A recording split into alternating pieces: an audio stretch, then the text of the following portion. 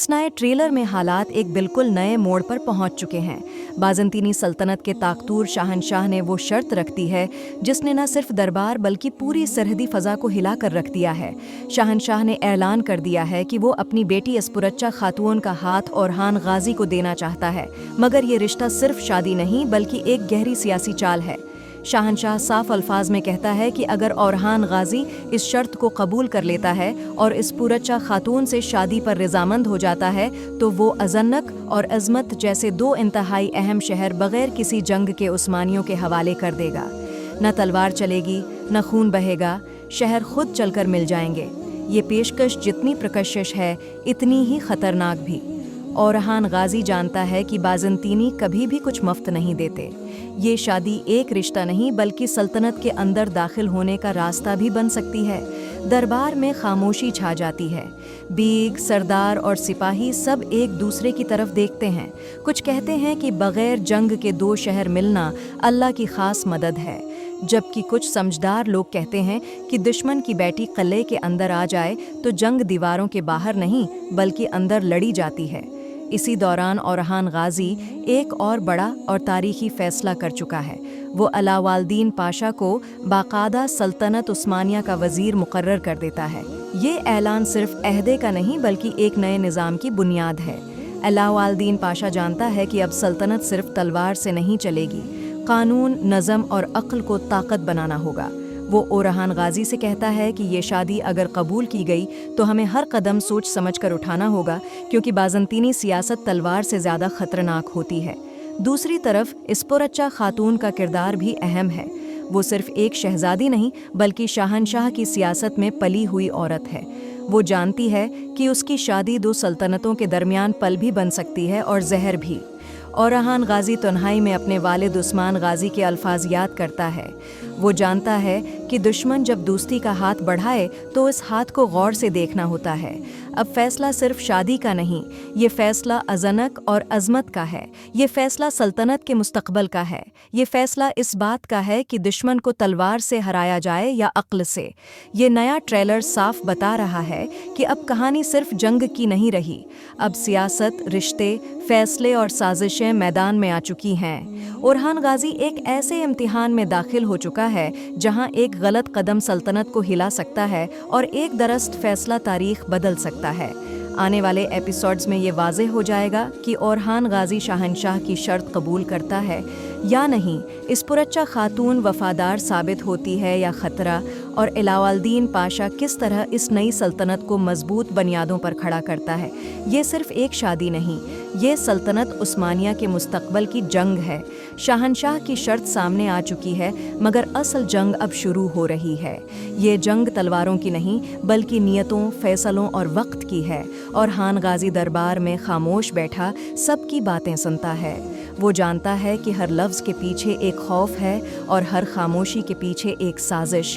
बैगों में इख्तिलाफ वाज़ेह हो चुका है।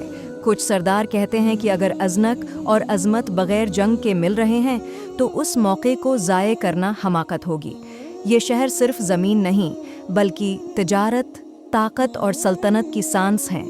मगर कुछ तजर्बाकार गाजी खबरदार करते हैं कि बाज़ंतीनी शहज़ादी किले में दाखिल हुई तो दुश्मन की आंखें भी हमारे घरों में दाखिल हो जाएंगी। वो कहते हैं कि जंग अगर बाहर न भी हुई तो अंदर ज़रूर होगी। अलाउद्दीन पाशा इस बहस को गौर से देख रहा होता है। वो जानता है कि ये लम्हा सिर्फ हाँ या ना का नहीं, ये लम्हा सल्तनत के मुस्तकबल का नक्शा बनाएगा। वो आहस्तगी से बोलता है कि अगर हम इस शादी को कबूल करते हैं तो हमें अपने कानून, अपने निज़ाम और अपनी सरहदों को पहले से ज़्यादा मजबूत करना होगा, क्योंकि बाज़ंतीनी हमेशा वक्त के साथ वार करता है, फ़ौरन नहीं। उधर बाज़ंतीनी महल में भी खामोशी नहीं। शहंशाह अपनी बेटी अस्पुरच्चा खातून को देखकर कहता है कि ये शादी तुम्हारी कुर्बानी है मगर सल्तनत की ज़रूरत भी। अस्पुरच्चा खातून जानती है कि इसका रास्ता आसान नहीं। वो एक ऐसी दुनिया में कदम रखने जा रही है जहाँ ज़बान मुख्तलिफ है, ईमान मुख्तलिफ है और सोच भी मुख्तलिफ, लेकिन वो कमज़ोर नहीं। वो जानती है कि एक औरत अगर अक्ल से खिले तो बड़ी से बड़ी सल्तनत का रख मोड़ सकती है। इसकी आंखों में खौफ कम और सवाल ज़्यादा हैं। क्या वो वाकई अमन का ज़रिया बनेगी या एक खामोश हथियार? اورحان غازی رات کے وقت قلعے کی فصیل پر کھڑا ہوتا ہے۔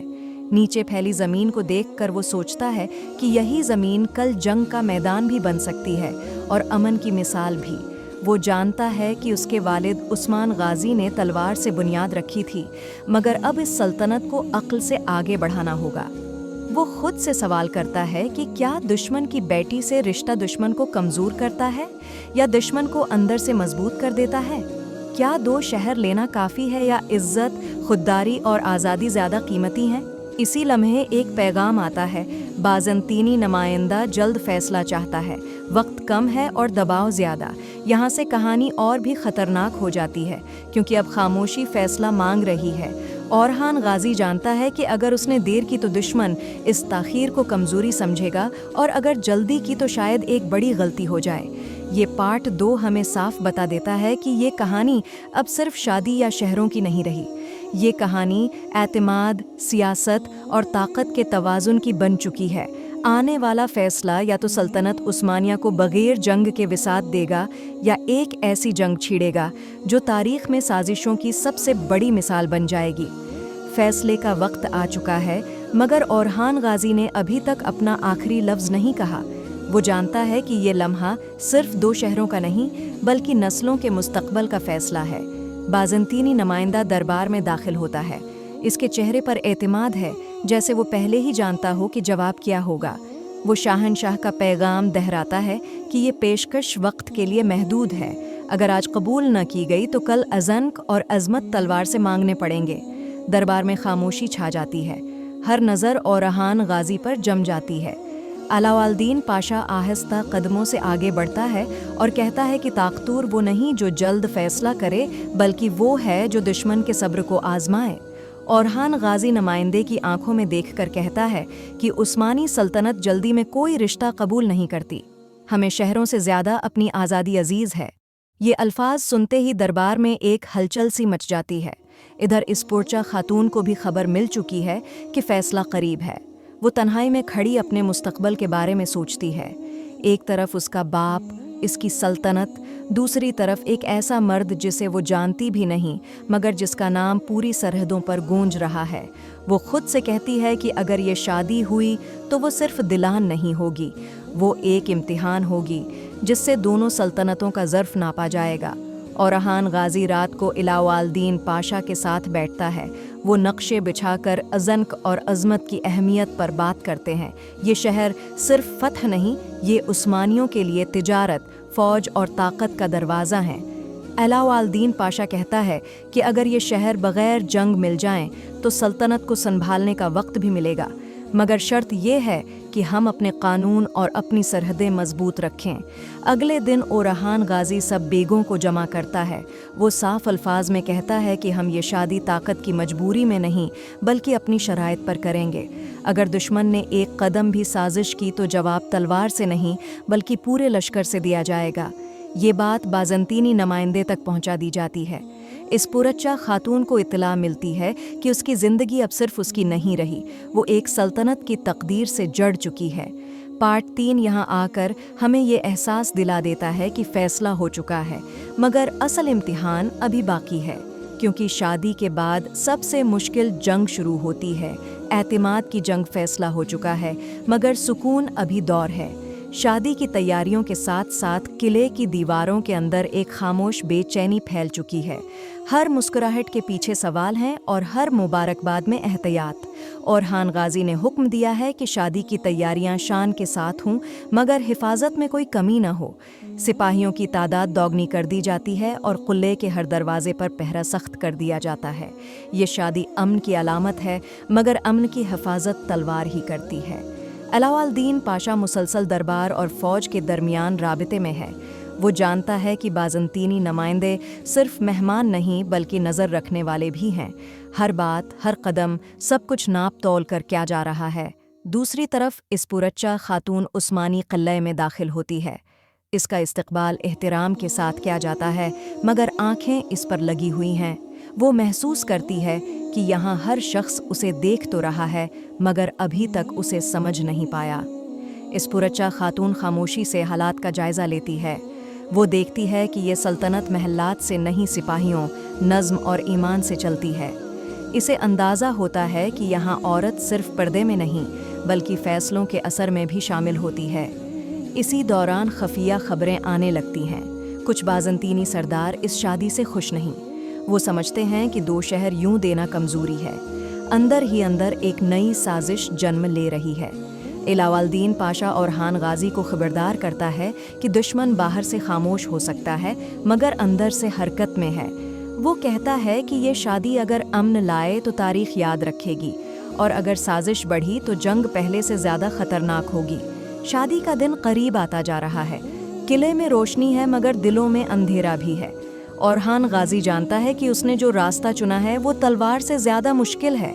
پارٹ 4 یہاں ہمیں صاف بتا دیتا ہے کہ یہ شادی صرف 2 لوگوں کا ملاپ نہیں بلکہ 2 سوچوں، 2 طاقتوں اور 2 دنیاؤں کا ٹکراؤ ہے۔ اصل سوال اب یہ نہیں رہا کہ شادی ہوگی یا نہیں، اصل سوال یہ ہے کہ اس شادی کے بعد کون جیتے گا۔ اعتماد یا سازش؟ وہ دن آ پہنچا جس نے دونوں سلطنتوں کی سانسیں روک دی تھیں۔ قلعے میں غیر معمولی خاموشی ہے، جیسے دیواریں بھی آنے والے لمحے کا انتظار کر رہی ہوں۔ نکاح کی تیاری مکمل ہے مگر فضا میں سکون سے زیادہ احتیاط ہے۔ اورحان غازی سادہ لباس میں آگے بڑھتا ہے۔ اس کے چہرے پر نہ غرور ہے نہ کمزوری، صرف ذمہ داری کا بوجھ۔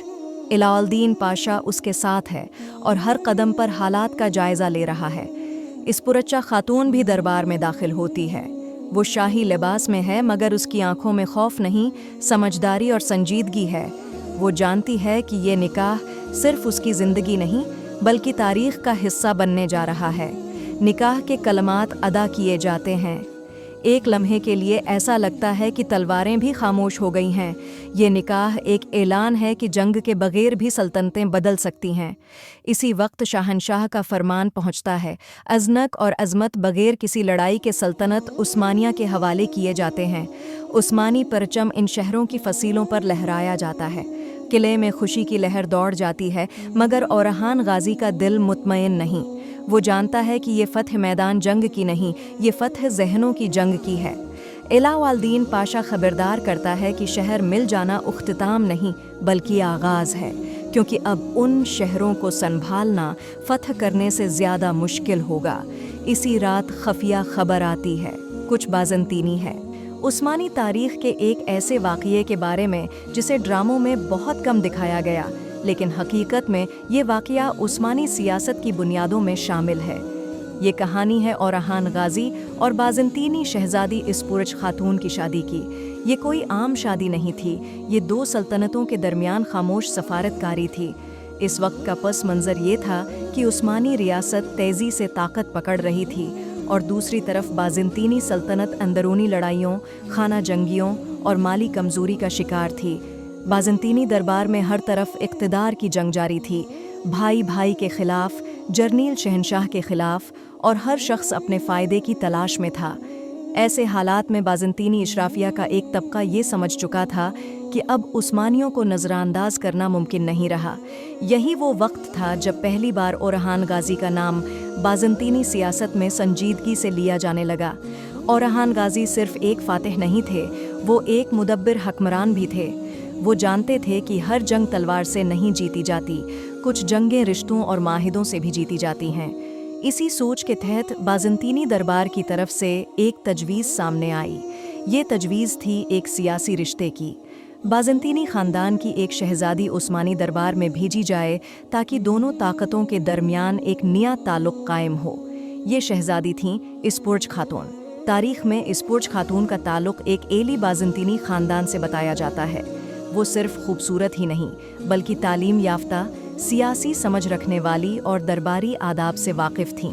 جب اسپورج خاتون عثمانی حدود میں داخل ہوئیں تو یہ صرف ایک دلہن کی آمد نہیں تھی، یہ ایک سیاسی پیغام تھا۔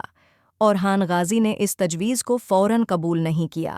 انہوں نے اپنے مشیروں سے مشورہ کیا، علماء سے رائے لی اور حالات کا گہرا جائزہ لیا، کیونکہ یہ شادی صرف 2 افراد کی نہیں، 2 دنیاؤں کی شادی تھی۔ آخرکار اورحان غازی نے اس رشتے کو قبول کیا۔ یہ فیصلہ جذباتی نہیں تھا، یہ ریاستی حکمت عملی کا حصہ تھا۔ شادی سے پہلے اسپورج خاتون نے اسلام قبول کیا۔ اسلام قبول کرنے کے بعد ان کا نام اکثر روایات میں نیلوفر خاتون یا ہولوفیرا کے نام سے ملتا ہے، اگرچہ تاریخ دانوں میں اس نام پر اختلاف بھی ہے۔ عثمانی دربار میں ان کا استقبال نہایت وقار کے ساتھ کیا گیا۔ یہ شادی سادگی کے ساتھ انجام پائی، لیکن اس کے اثرات بہت دور تک جانے والے تھے۔ اس شادی کے بعد عثمانی ریاست اور بازنطینی اشرافیہ کے درمیان ایک نیا دروازہ کھل گیا۔ اب دشمنی کے ساتھ ساتھ رشتہ بھی قائم ہو چکا تھا۔ یہ وہ پہلا قدم تھا جہاں سے عثمانی سیاست صرف میدان جنگ تک محدود نہ رہی، بلکہ محلوں اور درباروں تک بھی پہنچ گئی، اور یہی سے ایک نئی کہانی کا آغاز ہوتا ہے۔ جاری رہے گاسپرچ خاتون کی شادی کے بعد عثمانی دربار میں ایک نیا دور شروع ہوا۔ یہ صرف ایک دلہن کی آمد نہیں تھی، یہ بازنطینی سیاست کی خاموش موجودگی تھی عثمانی محل کے اندر۔ اسپورچ خاتون جب محل میں داخل ہوئیں تو ان کے لیے سب کچھ نیا تھا، زبان نئی، رسم و رواج نئے، لباس نیا اور مذہب بھی نیا۔ لیکن تاریخ بتاتی ہے کہ انہوں نے بہت جلد خود کو اس ماحول میں ڈھال لیا۔ اسلام قبول کرنے کے بعد انہوں نے نہ صرف دین کی بنیادی تعلیم حاصل کی، بلکہ عثمانی تہذیب کو بھی دل سے اپنایا۔ اورہان غازی ان کے ساتھ نہایت عزت اور وقار سے پیش آتے تھے۔ یہ رشتہ صرف سیاسی نہیں رہا، آہستہ آہستہ اس میں اعتماد اور احترام بھی شامل ہوتا گیا۔ عثمانی دربار میں اس وقت کئی بیویاں اور خاتون حرم موجود تھیں، لیکن اسپرچ خاتون کی حیثیت سب سے مختلف تھی۔ وہ ایک دشمن سلطنت سے آئی تھیں، اس لیے دربار کی نظریں ہمیشہ ان پر لگی رہتے۔ کچھ لوگ انہیں شک کی نظر سے دیکھتے، کچھ انہیں سیاست کا آلہ سمجھتے اور کچھ انہیں مستقبل کی ملکہ ماننے لگے۔ لیکن اسپرچ خاتون خاموشی سے اپنی جگہ مضبوط کر رہی تھیں۔ تاریخ میں یہ بھی ملتا ہے کہ انہوں نے محل کے اندر یتیم بچوں، غریب عورتوں اور مسافروں کے لیے خفیہ طور پر مدد کا سلسلہ شروع کیا۔ یہ وہ پہلو تھا جس نے آہستہ آہستہ عثمانی عوام کے دل ان کے لیے نرم کر دیے۔ اسی دوران بازنطینی دربار میں ان کی شادی کے اثرات صاف نظر آنے لگے۔ کچھ درباری اس شادی سے خوش تھے، کیونکہ انہیں لگتا تھا کہ عثمانیوں کے ساتھ رشتہ سلطنت کو بچا لے گا، لیکن کچھ لوگ اسے سلطنت کی توہین سمجھتے تھے۔ وہ کہتے تھے کہ ایک بازنطینی شہزادی کا ترک حکمران کے محل میں جانا سلطنت کی کمزوری کی علامت ہے۔ یہی اختلاف بازنطینی سیاست کو مزید کمزور کرتا چلا گیا۔ دوسری طرف عثمانی ریاست کو اس شادی کا فائدہ خاموشی سے مل رہا تھا۔ بازنطینی قلعوں کی خبریں، راستوں کی معلومات اور درباری سازشوں کی سرگوشیاں اب عثمانی دربار تک آسانی سے پہنچنے لگیں۔ یہ سب جاسوسی کے نام پر نہیں، بلکہ رشتوں کے ذریعے قدرتی انداز میں ہو رہا تھا۔ اورہان غازی ان معلومات کو جنگ کے لیے نہیں، بلکہ درست فیصلے کرنے کے لیے استعمال کرتے تھے۔ یہی وجہ تھی کہ ان کے دور میں کئی قلعے بغیر بڑی لڑائی کے عثمانی اثر میں آ گئے۔ اسی دوران ایک بہت بڑی خوشخبری آئی۔ اسپورچ خاتون ماں بننے والی تھیں۔ یہ خبر صرف محل کے لیے نہیں، بلکہ ریاست کے لیے بھی بہت اہم تھی، کیونکہ اس بچے میں دو سلطنتوں کا خون شامل تھا، عثمانی بھی اور بازنطینی بھی۔ یہ بچہ آنے والی تاریخ میں ایک خاص مقام حاصل کرنے والا تھا، اور یہی وہ موڑ تھا جہاں یہ شادی صرف سیاست نہیں رہی، بلکہ نسلوں کی کہانی بن گئی۔ جاری رہے گاسپرچ خاتون کے ماں بننے کی خبر جیسے ہی عثمانی محل میں پھیلی، پورا دربار ایک نئی امید اور ایک نئے خوف میں مبتلا ہو گیا۔ امید اس لیے کہ ایک شہزادہ پیدا ہونے والا تھا جو مستقبل میں ریاست کا وارث بن سکتا تھا، اور خوف اس لیے کہ یہ بچہ دو دشمن سلطنتوں کے خون کا وارث تھا۔